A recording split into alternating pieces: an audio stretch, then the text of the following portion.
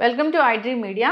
So D vitamin deficiency ఇప్పుడు చాలా మందిలో మనం చూస్తూ ఉన్నాము. అసలు ఎందుకు ఈ సమస్య ఇంతలా వస్తుంది, దీనికి సరైన పరిష్కారం ఏంటి, వివరాలు తెలుసుకుందాం. ఈరోజు మనతో పాటు ఉన్నారు ప్రముఖ డైట్ గురు వీరమాచినేని రామకృష్ణ గారు. సార్ నమస్తే. సార్ నమస్తే అమ్మా. ఎలా ఉన్నారు? ఫైన్ అమ్మా, always. Yes. So D vitamin deficiency, so D vitamin deficiency లేనిది ఎవరికి చెప్పండి, నాకు కూడా ఉంది డి విటమిన్ డెఫిషియన్సీ. ప్రపంచంలో అందరికీ ఉంది. మొన్న మధ్య నేను దుబాయ్లో మీటింగ్కి వెళ్ళి డి ఎంతమందికి 20 దాటి ఉందని అడిగాను. 1000 చాలా మంది ఉన్నారు మెంబర్స్. అసలు ఒక్కళ్ళు కూడా రెస్పాండ్ అవ్వాలి.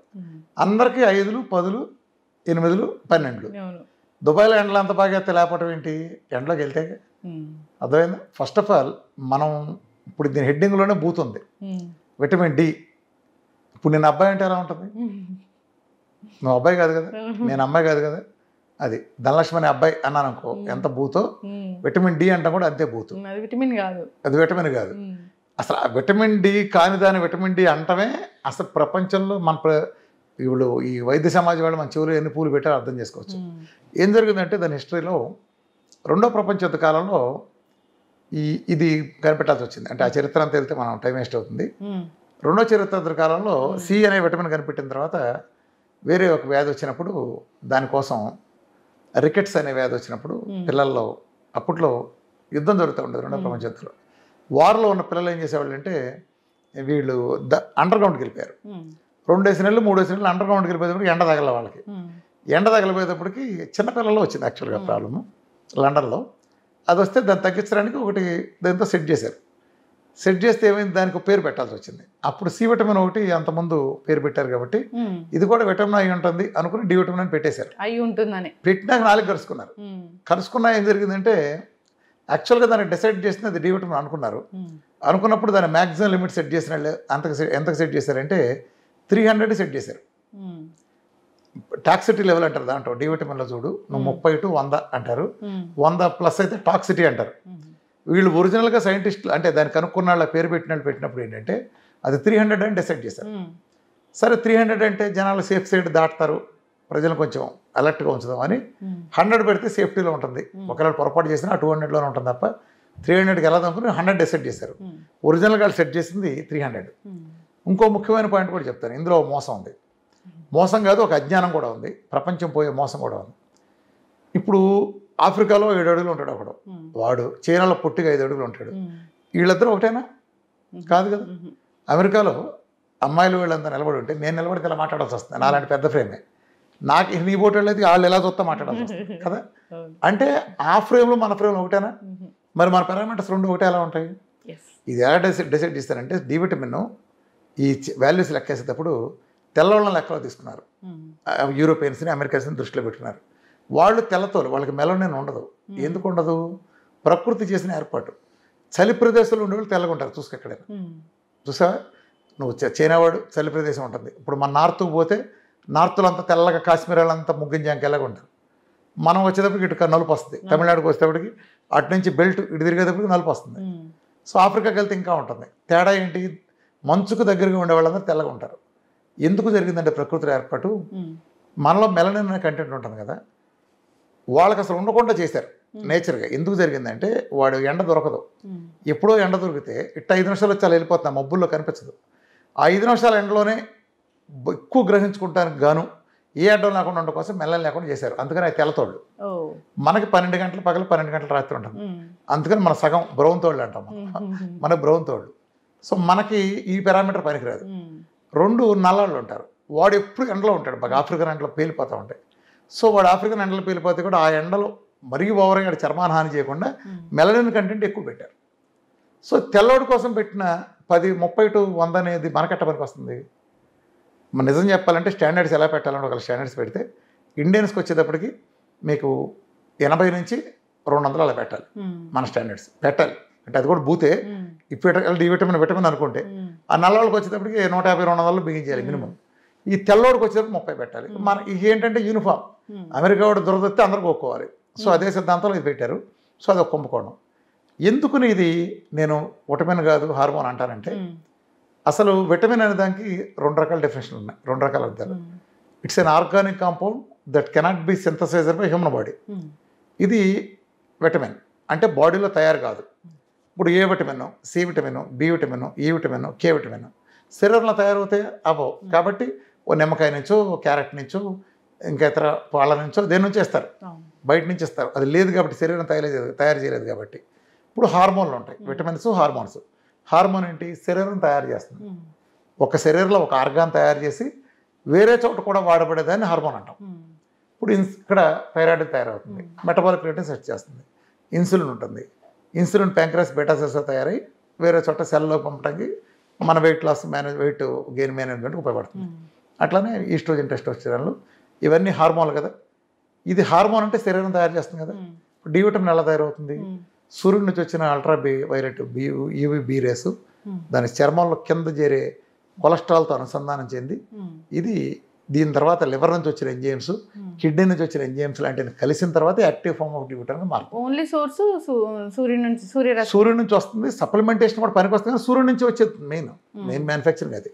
సో ఇది వచ్చేది కూడా యాడ్ అవుతుంది, సూర్యుడి నుంచి వచ్చేదానికి ఇది కూడా యాడ్ అయ్యి ఈ రెండు కలిపినాక కూడా ఏమవుతుంది? శరీరం ఇచ్చే నీకు active form of D vitamin అవ్వదు. దాన్ని పూర్తిగా మారాలంటే లివర్ నుంచి వచ్చిన ఎంజైమ్స్, కిడ్నీ నుంచి వచ్చిన ఎంజైమ్స్ కూడా కలవాలి. సో అందుకే కిడ్నీ ప్రాబ్లం ఉన్నాళ్ళు, క్రానిక్ లివర్ డిసీజ్ ఉన్న వాళ్ళకి డి విటమిన్ నువ్వు ఎంత సప్లిమెంట్లు ఇచ్చినా ఎంతసేపు ఎండలో కూర్చోబెట్టి తయారు కాదు. ఎందుకని? ఆ లివర్ నుంచి కిడ్నీ నుంచి వచ్చిన ఎంజైమ్స్ తయారయ్యి అక్కడ అసోసియేషన్ కలవంది, నీకు అది ఫుల్ ఫామ్ కాదు. అర్థమైందా? సో సప్లిమెంటేషన్ మంచిదైతే పనికి వస్తుంది, కానీ ఎండ ఉండడం కంపల్సరీ, బేసిక్గా ఎండే. సో శరీరం తయారు చేసేదాన్ని మనం ఏ రకంగా విటమిన్ అంటాం? శరీరం తయారు చేయకూడదుగా. ఇప్పుడు ఇక్కడ తయారవుతుంది శరీరంలో, ప్రతి ఆర్గానికి ఉపయోగపడుతుంది డి విటమిన్. అందుకే శరీరంలో ప్రతి చోట విడిఆర్ అంటారు, విటమిన్ డి రిసెప్టార్ ఉంటుంది అన్ని సెల్స్లో, ఎక్కువ సెల్స్లో. అంతే vitamin B receptor, vitamin C receptor, vitamin K receptor అని ఉండదు. ఓన్లీ విటమిన్ డి ఉంటుంది. అంటే అది విటమినే కాదని మీనింగ్. ఆ చెప్పడం కోసం బయోకెమిస్ట్రీలోనే మనకి దానికి అర్థం ఉంటుంది. కాకపోతే ఏం చేశారంటే వీళ్ళు ఎప్పుడైతే కాదని తెలిసినప్పుడు దిద్దుకోవచ్చు. ఎవడైనా మొదట తప్పు చేయొచ్చు, దాని సిద్ధాంతాలు మారతాయి. భూమి బలపరుపుకుండదని తర్వాత గుంటలు ఉందని ఒప్పుకున్నారు కదా, అలా మారినట్టు దీన్ని కూడా మార్చచ్చు. కానీ మారిస్తే వాళ్ళ వ్యాపారాలకి అడ్డమవుతుంది. ఎవరికైతే డి విటమిన్ బలంగా పుష్కలంగా ఉంటుందో వాడికి హాస్పిటలైజ్ అయ్యే అవకాశం చాలా తక్కువ. మన పెద్ద తరంలో ఇప్పుడు మన పెద్దవాళ్ళని తీసుకో, వాళ్ళకి జబ్బులు ఉండే కాదు. పోతే బాల్యంతరాల్లో పోయేవాళ్ళు, లేకపోతే చిన్నపిల్లలు జబ్బులు వచ్చిపోయేవాళ్ళు తప్ప పెద్ద వయసు వాళ్ళంతా మగాళ్ళంతా స్ట్రాంగ్ ఉండేవాళ్ళు. చూసేవా? 100 ఏళ్ళు బతుకుండేవాళ్ళు, 90 ఏళ్ళు కూడా జాంకాయలు తినేవాళ్ళు, పచ్చి జాంకాయలు. ఎందుకనంటే వాళ్ళు ఎండలో చొక్కా లేకుండా పనిచేస్తారు, ఇంత నెయ్యి వేసుకునేవాళ్ళు. సో విటమిన్ డి వాళ్ళకి పుష్కలంగా అందేది కాబట్టి బోన్స్ కానీ పళ్ళు కానీ అంత స్ట్రాంగ్ ఉండేవి. అర్థమైంది? విటమిన్ డి చాలా అవసరం శరీరానికి. ఈ మన శరీరంలో దేని పనికి వస్తుందంటే మన శరీరంలో కాల్షియం అబ్జర్వ్ చేయడానికి ఉపయోగపడుతుంది. అది K2తో కలిపి కాంబినేషన్ చేయాలి. K2తో కలిపి కాంబినేషన్ విటమిన్ D3 తీసుకున్నప్పుడు కాల్షియం తీసుకెళ్ళి మామూలుగా పేగుల్లో, కోలాల పెద్ద పేగుల్లో అది అబ్జర్వ్ అవుతుంది కాల్షియం. కాల్షియం తెలుసు కదా, మన బోన్స్ బలంగా ఉండాలంటే ప్రధాన ఆహారం ఏంటి? కాల్షియం. మన పళ్ళు బలంగా ఆరోగ్యంగా ఉండాలంటే ప్రధాన ఆహారం ఏంటి? కాల్షియం. ఈ కాల్షియము ఇప్పుడు వాళ్ళ సమస్య ఏంటంటే కాల్షియం సప్లిమెంట్లు వేసుకుంటారు, కానీ బోన్స్కి అందదు. ఎందుకని? విటమిన్ డిని గుర్తించట్లే వీళ్ళు. ఇప్పుడు నీకు లారీలో సామాన్ ట్రాన్స్పోర్ట్లో లారీ నిండా వచ్చింది అనుకోమ్మా, ఓ లారీ సామాన్ వచ్చింది నీకు. ఇప్పుడు నువ్వు TVS 50 వేసుకెళ్ళావు, నీ ఇంటికి ఎన్ని వస్తాయి సామాన్లు తిరిగి? TVS 50 సరిపడా వస్తాయి, లారీ రావు. అట్లానే కాల్షియం 100 యూనిట్లు ఉందనుకో, 5 యూనిట్లు అబ్జర్వ్ చేయడం డి విటమిన్ నీ దగ్గర ఉందనుకో, కాల్షియం నీ బాడీ ఎంత తీసుకుంటుంది? 5 యూనిట్లు తీసుకుంటుంది. సో నీకు తింటావు, నీకు కాల్షియం ఉంది కానీ డెఫిసిట్. అర్థమైందా? సో అది K2తో కలిపినప్పుడు కాల్షియంని బ్రష్గా అబ్జర్వ్ చేసి K2తో బ్రష్గా అబ్జర్వ్ అవుతుంది. పైగా కాల్షియం ఎక్కువ రక్తంలో వదిలేయటం వల్ల ఏం జరుగుతుందంటే అది యూరిన్ నుంచి డిస్పోజ్ అయ్యేటప్పుడు ఆహారం నుండి ఆక్సిలేట్తో కలవటం వలన ఈ రెండు కాంబినేషన్లో ఎంత ఎక్కువ కాల్షియం యూరిన్లో డిస్క్రియేట్ అవడానికి అవైలబుల్గా ఉంటే అంత ఆక్సిలేట్తో ఎక్కువగా కలిసి ఈ రెండు కలిపి కిడ్నీలో స్టోన్స్ ఫామ్ అవుతాయి. ఇవాళ మనకి కిడ్నీలో స్టోన్స్ అంటారు కదా, ఈ కిడ్నీలో స్టోన్స్ ఫామ్ అవడానికి 100కి 90 నుంచి 95% కారణం కాల్షియం, ఆక్సిలేట్, ఈ రెండింటి కాంబినేషన్. సో ఆ కాల్షియం కనుక మనం అబ్జర్వ్ చేసేసుకుంటే అక్కడ నీకు యూరిన్లో కలవటం కూడా ఉండదు కదా, తేడా అర్థమైంది. సో డి విటమిన్ ఉపయోగం అంత ఉంది. ఇవాళ డి విటమిన్ ఎండకి మనం అందరం మానేసాం, ఎండకెళ్ళటం మానేసాం. ఎండకెళ్ళటం ఎండలో వాకింగ్ చేయటం, చల్లగాళ్ళు అటు ఇటు తిరగటం, నెత్తిన టోపీ పెట్టుకు ఎండలో కూర్చోడం కాదు. శరీర భాగాలని కాన్స్టెంట్గా చర్మాన్ని దాన్ని ఎక్స్పోజ్ ఇవ్వాలి. అది దీని మూలం కొంత నల్లబడతారు అనుకోవచ్చు, కానీ మనం అది చాలా అవసరం. అట్లనే సన్ స్క్రీన్ లోషన్స్ అవన్నీ రాసుకుని ఎండలోకి వెళ్ళకూడదు. అది సన్ స్క్రీన్ లోషన్స్ మన రేస్ సరైన గ్రహించలేవు. సో అది ఈవెన్ కొబ్బరి నుండి రాసుకున్నా అది కూడా 20% న్యాచురల్ యూవీ ప్రొటెక్షన్ అది. సో ఎప్పుడైతే వీటన్నిటికంటే బెస్ట్ది ఏంటంటే డి విటమిన్ రావడానికి D3K2 కాంబినేషన్ ఉండాలి, కాల్షియం చక్కటి ఆహారం ద్వారా అందే విధంగా ఉండాలి. కాల్షియం ఎప్పుడు కూడా సప్లిమెంటేషన్ కంటే న్యాచురల్ సోర్స్ ద్వారా ఆహారం. మన విఆర్కే డైట్ అద్భుతంగా పనికొస్తుంది. మన విఆర్కే డైట్లో మీరు చూడండి కొన్ని వేల టెస్ట్ మోడ్లు చూపించగలం. 7-8 ఉండేది ఒక నెలలో 150-125 100 దాటిని దాటాల్సిందే. ఎందుకంటే ఈ ప్రపంచంలో ఎవరు లేని విధంగా నేను ఒక సప్లిమెంటేషన్ మోడల్ చేశాను. ప్రపంచంలో వాళ్ళు ఏం చేస్తారంటే అమెరికాలో ఈ అమెరికన్ భావజాలం వాళ్ళు మనిషికి కావాల్సింది ఇచ్చేది ఎంత డోస్ డిసైడ్ చేశారంటే 800 పెద్దవాళ్ళకి, పిల్లలకు 400 అన్నారు, యావరేజ్గా ఒక 600 అనుకో. అంటే 800 యూనిట్లు ముక్కులో పెట్టుకుని వాడు చాలు. ఒక పెద్ద ఏనుగుని తీసుకొచ్చి ఒక కందిపప్పు గింజ పెట్టి రోజంతా ఇది ఆహారం పండగ చేసుకున్నట్టు ఉంటుంది. ఏనుగు కందిపప్పు గింజ సరిపోద్ది రోజంతా ఆహారానికి. ఈడిచ్చే డి విటమిన్ అంతే. ఈ అమెరికా మందుల కంపెనీ వాళ్ళు చేసే కుంభకోణాల్లో అతిపెద్ద కుంభకోణం డి విటమిన్. ఎందుకు డి విటమిన్? మొన్న కరోనా వచ్చింది, కోట్ల మంది చచ్చిపోయారు కదా. ఎవడు చచ్చిపోయాడు? రోడ్డు మీద కూలాడా, పాలోడా, పనోడా, రిక్షావాడా, మన పేపర్లు వేసేవాడా, ఐస్ క్రీమ్ బండివాడా? ఈడెవడో చావాలా, రైతు కూలి ఎవడో. ఎందుకుని? ఆడ ఎండలో ఉంటాడు, ఎండలో ఎవడుంటే ఆడు చావాలా. ఎవడ తెచ్చాడు? ఎవడైతే ఏసీలు ఎక్కువ ఉంటాడో ఆడే తెచ్చాడు. చూసుకోండి, లెక్కేసుకోండి.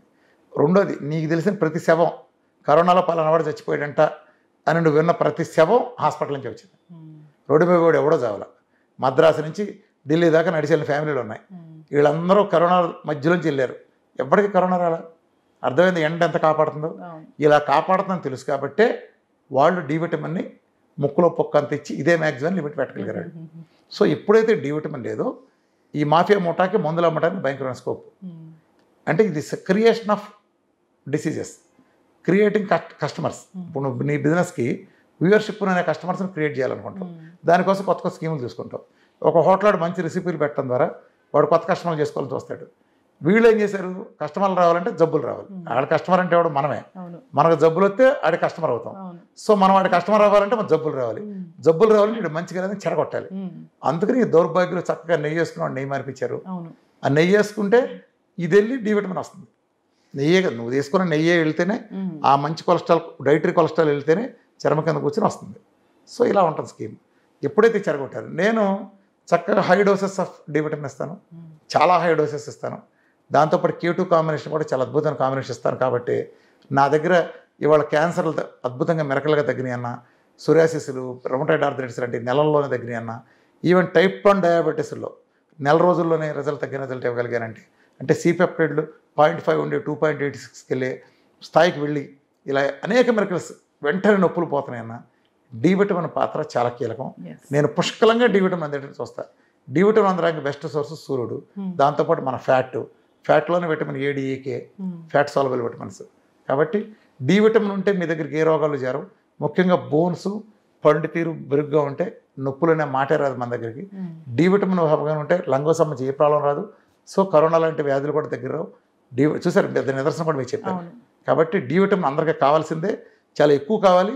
150 ఆ దౌర్భాగ్యుడు చెప్పిన 80-100 కాదు. అసలు ఎవరికి వెళ్ళవు. 30 దాటితేనే పండగ చేసుకోండి అంటారు. నీకు 100 మార్కుల్లో 35 వస్తే పండగ చేసుకుంటావా, 90 వస్తే పండగ చేసుకుంటావా?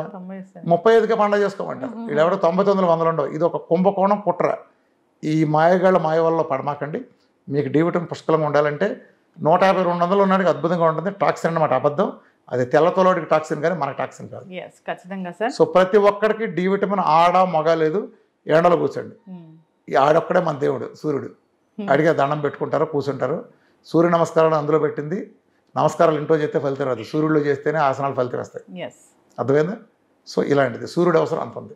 ఖచ్చితంగా సార్, చాలా చక్కటి ఇన్ఫర్మేషన్ అండి. డి విటమిన్ అంటే అది విటమిన్ కదా, అది ఒక హార్మోన్, అది శరీరం తయారు చేసుకుంటుంది. ఖచ్చితంగా అందరూ సూర్యరశ్మికి ఎక్స్పోజ్ అవ్వాల్సిందే. పర్టికులర్గా మీరు చెప్పిన టైంలో నెయ్యి బాగా తినాల్సిందే. సో డి విటమిన్ డెఫిషియన్సీ ఉన్న వాళ్ళు ఈ కాల్షియంతో పాటు తీసుకుంటే కనుక ఖచ్చితంగా అబ్జార్ప్షన్ అనేది ఉంటుంది. చాలా చక్కటి ఇన్ఫర్మేషన్ అండి. ధన్యవాదాలు.